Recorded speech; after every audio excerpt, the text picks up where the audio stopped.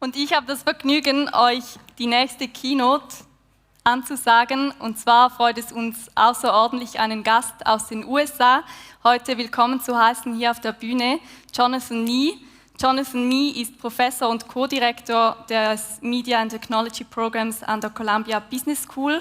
Er ist außerdem Senior Advisor bei Evercore Partners, einem Investmentbanking-Beratungsunternehmen, und er ist Autor eines Buches zum Thema Plattformen. Das Buch heißt The Platform Delusion, Who Wins and Who Loses in the Age of Tech Titans. Er hat sich also vertieft mit dem Thema Plattformen, Plattformgeschäftsmodelle auseinandergesetzt und wir sind sehr gespannt auf seine Erkenntnisse heute in seiner Keynote und begrüßen ihn ganz herzlich auf der Bühne. Viel Spaß, Jonathan Nee.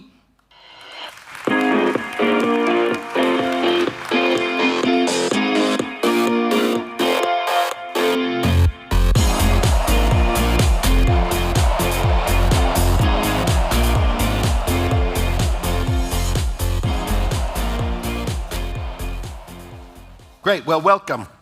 Thank you so much for having me here.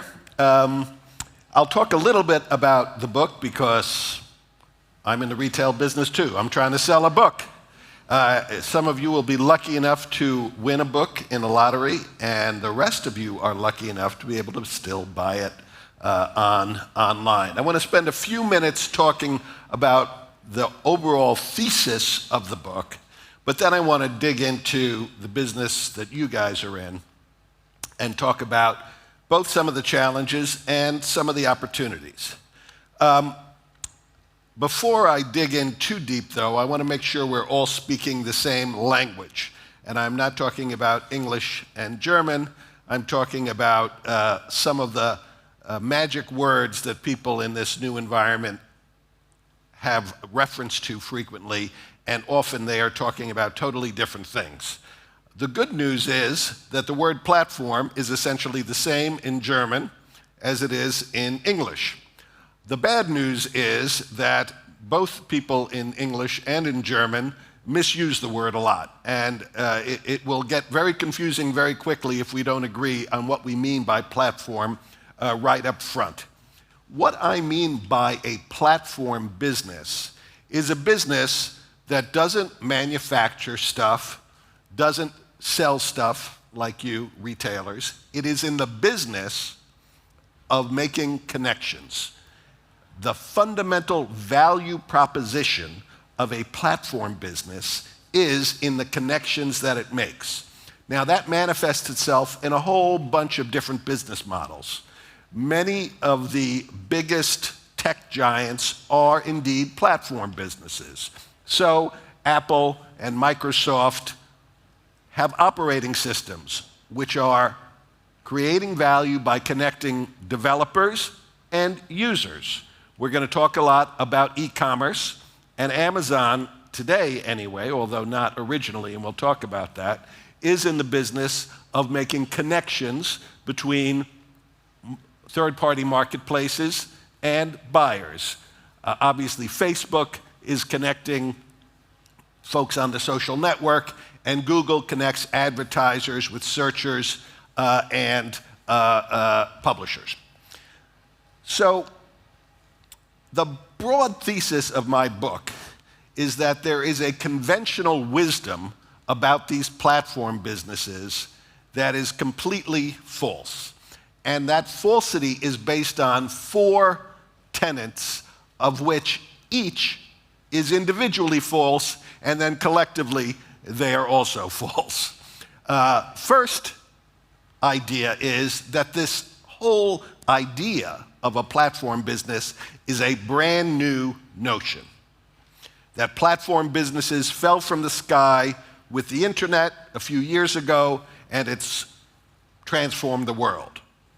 The second notion, and frankly this is the one that we're going to spend the most time on today, is the idea that digital platforms are better businesses than the analog versions that they sometimes replaced. The third notion is that all of these platform businesses, which, as we've said, are in the business of making connections, have something called network effects. And I want to make sure we all agree about what that is, because it is something that underpins a lot of the talk about platform businesses and the digital economy. Broadly speaking, network effects are a scale advantage. That is, it's an advantage for the biggest business in a sector that comes from the fact that with every new customer, the actual product gets better.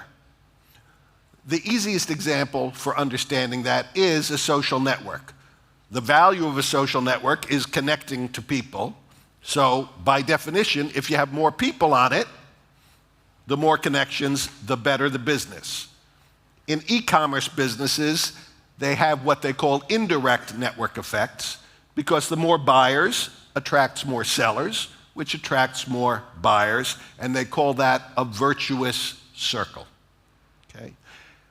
The assumption is that all platform businesses, because they're in the connection business, must have strong network effects. And then the last assumption is that once you have network effects and you have these wonderful virtuous circles where more buyers attract more sellers, attract more buyers, and it goes on and on and on, that by definition, all of these businesses will lead inexorably to winner-take-all, or at least winner-take-most markets. It turns out that all of these things individually are false, and collectively they're even more false. I'm not going to spend my time today explaining each of those. The lucky ones who get a free book will learn that by reading it, and the rest of you, I know, will go out and buy it.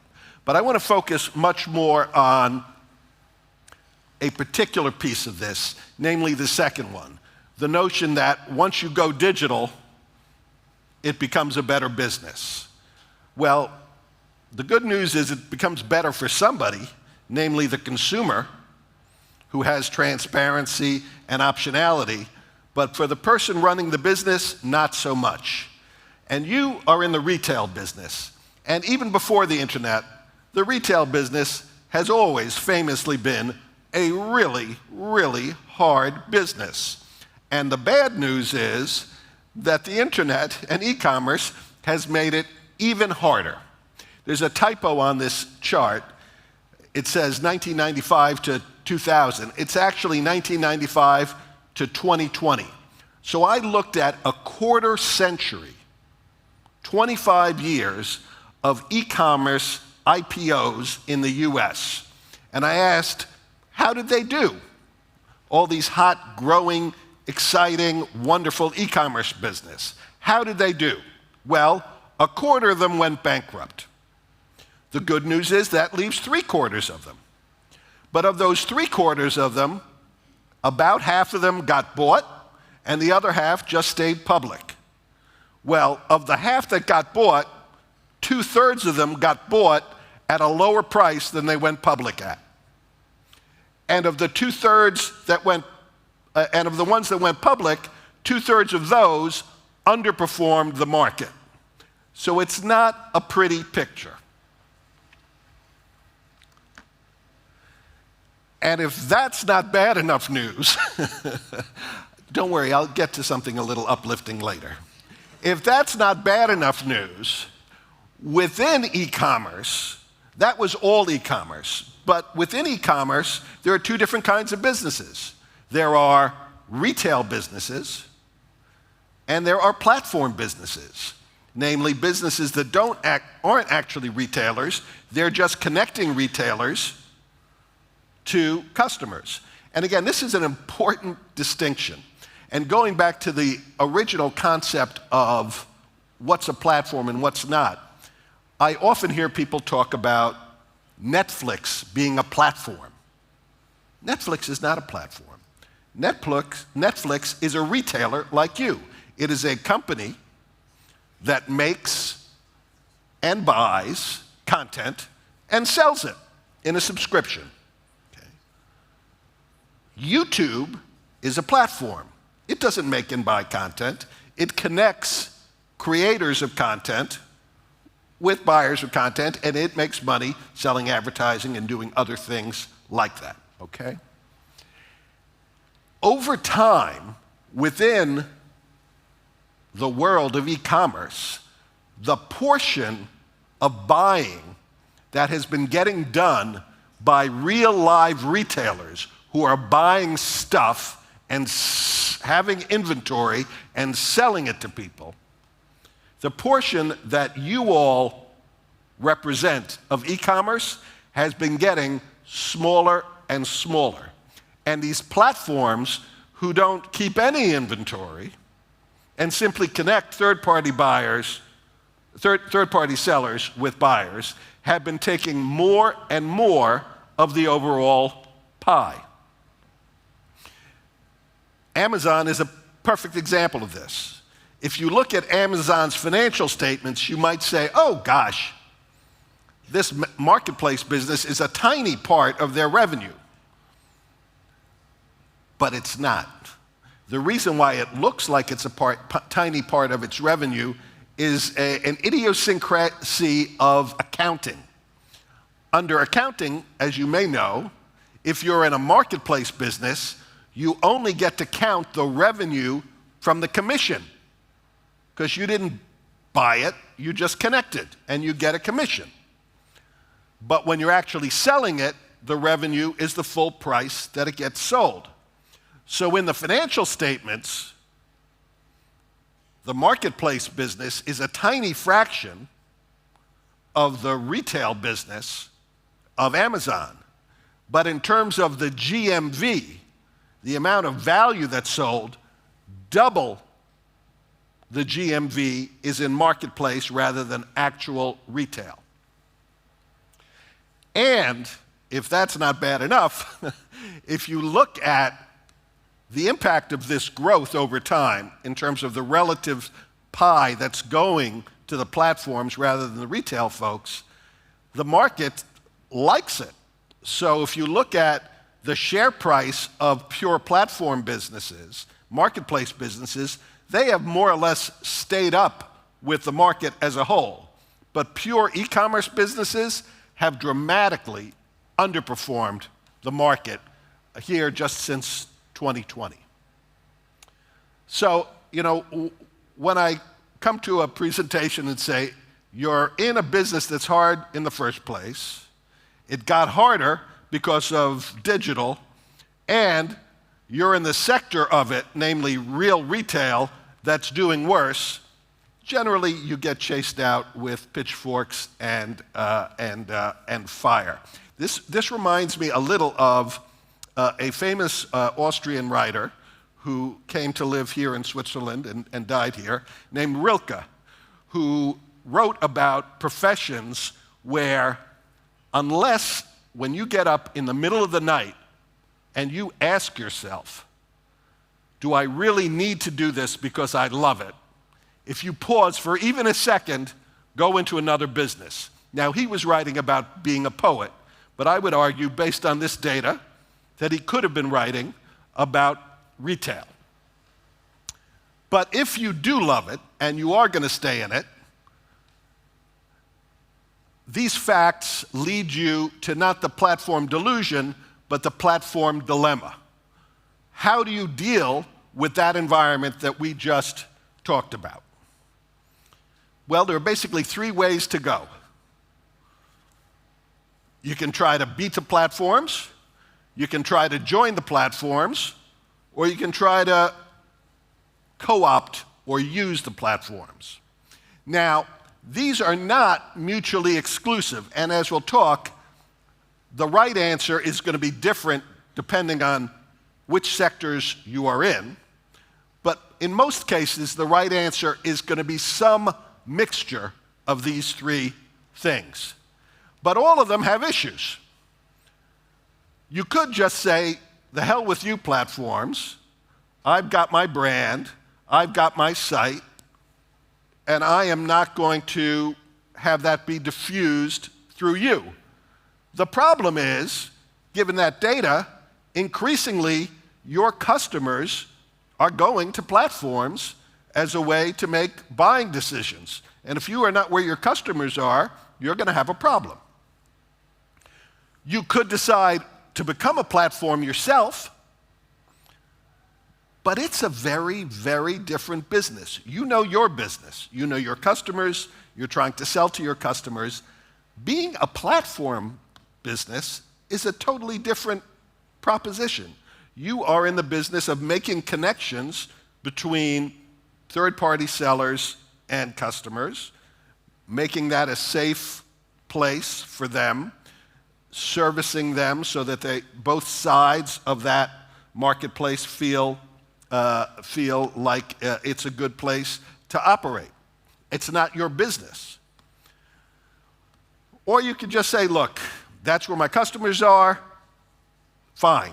I'll sell directly, and then I'll just go to every platform and make myself available there. The obvious problem with that is you risk losing control of your relationship with your customers, because those other platforms are going to get all of the data, and those other platforms are also going to get control of the experience that your customers have. And the key to your brand and who you are is being able to control that experience. So on the one hand, it sounds like maybe all of these options are bad.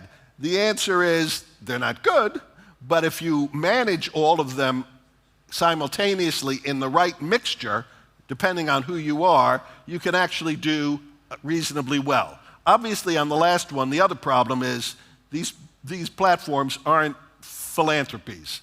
They're not doing this as a favor to you. They're going to take a bit of your margin, and if you didn't already notice, you don't have a lot of margin to give. So I want to go back to Amazon, because I think the history of Amazon and the experience of Amazon is quite useful. I think often people say, well, Amazon doesn't count because it's so big. It really has, nothing about the history of Amazon has anything to do with me. I'm just, a little retailer, e-retailer in Switzerland. What does that story have to do with me? It actually does. And if you think carefully about the history of Amazon and what it does well and where it does well and where it doesn't do so well, I think it gives you some hints as to how you can build a franchise that is resilient. So, Bezos loves to talk big. Even that, I think, is what we call in America a tell. Right? None of the other big tech companies boast, I have all the advertising revenue. No, they actually try to, I'm just one competitor, don't worry. And meanwhile, Google has 50% margins. But Amazon, unlike all of those, is always saying, yeah, we're going to take over the world. And in fact, you often see they announce, we're going to go into this vertical, and whoever is an independent company in that vertical, their stock goes down that day. But if you follow the company's stock over the next 2 years, usually it comes right back. Because in many verticals, the reality is they're not that strong. And retail is a hard business even for Amazon. And in an honest moment to a friend of his, Bezos once said, look, we don't have a single big advantage. So we have to we have to work every day and weave a rope of a bunch of little advantages and then just keep pounding on them every day, just like you do. Right? Amazon is a tough business. And if you look at Amazon at the start, it wasn't a platform business. Amazon started, like Netflix, as a retail business. They sold books, and then they sold books and CDs, and then they sold some other things. And for almost the first decade, it was just a retailer, and it didn't make any money. And then it said, maybe we'll try to be a platform too. And for the first few years, they tried a bunch of different versions. It didn't work. And it was only when they realized the impact of having on one page both their product, their retail product, and the marketplace product had a psychological impact on consumers who felt like they didn't need to go check 8 other sites because they had the full range of options before them, and it increased their propensity to buy. Because every person in the sales business knows the hardest thing to do is to get over that buyer's inertia, to make them actually ring the cash register. And having a broad diversity and giving somebody the sense that they are not missing out on something on the page had a huge impact on Amazon's business. They also started selling advertising. Advertising is a platform business. Media is a platform business. I had Google on that first page as a platform business, brand new platform business. This is not new. Newspapers, it's just a place to connect advertisers and consumers. TV, that's all it is. It's a platform. We've been in this business for years. And once you've got a website, you're in the media business. And if you're not exploiting that, you're leaving money on the table, and money that you cannot afford to leave on the table. On average, e-commerce sites are getting about 5% of their revenue in advertising. And you know what the most important thing about that 5% of the revenue they get in advertising? The margin doesn't look like your retail margin. That's a sweet margin. You cannot ignore that opportunity. I think Amazon is a little less than 5%, but if you look across the board, it's something in that neighborhood. And if you're not close to that, you should benchmark yourself against that, and you cannot afford to take that off the table. Amazon launched Prime, and when they did, it had a huge impact on people's propensity to buy.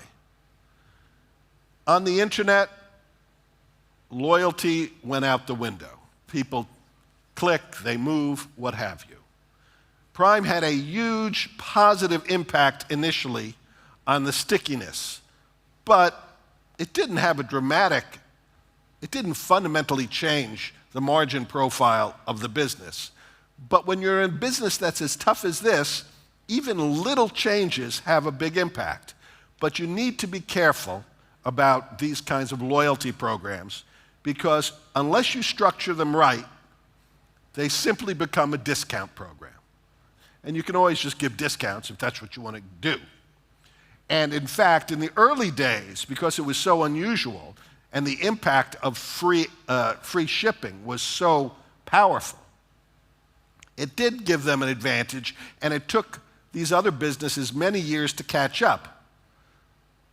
But over time, as Amazon has had to ladle more and more benefits into the Prime, it has had a big incremental impact on the cost, but it hasn't had a big incremental impact on either the stickiness or the attractiveness. And now, all of those things have just become the price of entry that everybody does, whether it's one click or free shipping or what have you. So be careful about loyalty programs, because unless you structure it right and you're targeting the right people, you might end up just be giving discounts to people who would have been buying from you anyway.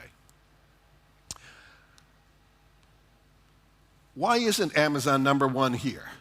Well, you all know the answer to that. Part of it is the tariffs. And part of it is that they've got little depots right across the border where people go and pick up their Amazon items. But it's actually a subtler point than this, and it goes to not just the countries where Amazon has been unsuccessful, but the but the product verticals where they have been unsuccessful. Niche strategies work, right? And thinking about where being a broad-based retailer actually puts them at a disadvantage, either psychographically, which is why they will never be a leader in any kind of luxury categories, or another example is why Etsy is so successful, right? That there's a community, and that really matters, that by definition is not going to be helpful, is not going to be fostered by Amazon's environment, and also where the buyers and the sellers are basically the same people, so the cost of acquiring customers is actually relatively low.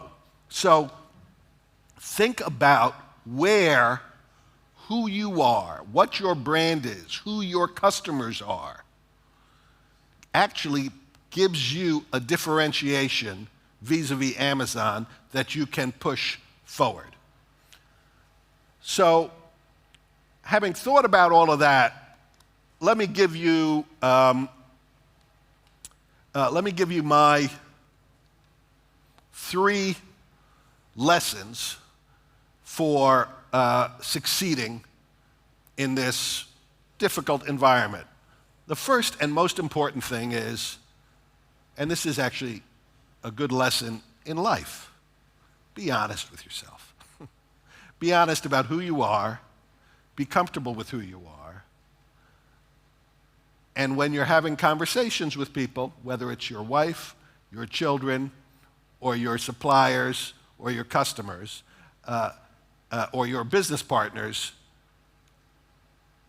reflect the reality of what you're bringing to the table. Because if you want more than you bring to the table, you're just not going to get it. It just doesn't work like that, okay? So when you're negotiating with platforms about what the terms are, be honest about what you're bringing. And if you're just one of a gazillion people, and if you were gone, they're what's called the BATNA, the best alternative to a negotiated agreement, BATNA. If their BATNA is to do just fine without you, well, you're just going to be a price taker. But if you bring something special, you should get paid for that. And if you don't bring something special, but you know that you and some people who you usually hate and don't like to talk to collectively bring something special, you might think about getting together for the purposes of the conversation with that platform. Because then, maybe together, you'll have better terms. And if they don't give you those terms, maybe you start your own platform collectively. You also need to know your customer. Think through which third-party sellers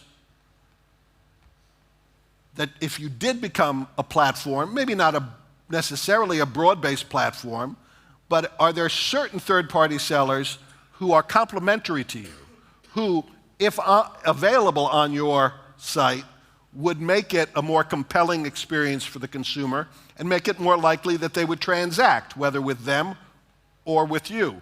And think about which advertisers would really want to get access to your customers. And most importantly, in this world, if you are not monetizing the data you get on your site, you have only yourself to blame. There are plenty of you don't need to become software experts. There are plenty of excellent third-party software that will help you figure out how to monetize your customer base in a way that will make sure you're not leaving anything on the table. And lastly, press your advantage. You have advantages. You have advantages against your competitors, but also against Amazon, also against platforms. When you look, last year was a tough year for everybody. But if you look who gained share last year, yes, the platforms are gaining share in general, but who's really gaining share within the platforms are those who have hybrid strategies, where it's not a pure platform, because a pure platform can only deliver so much, because they don't have control of the inventory, right? They can only promise so much, because they're relying on third parties. It's integrated solutions that have been taking share from the pure. So you have an opportunity to do something that pure platforms can't. And if you have an offline and an online presence, you have an opportunity there, again, to differentiate yourself. So press your advantage. Your advantages are real. It is a tough business. It was always a tough business. It will always be a tough business, but there are always ways for you to make lots of money for you and your kids. So thank you.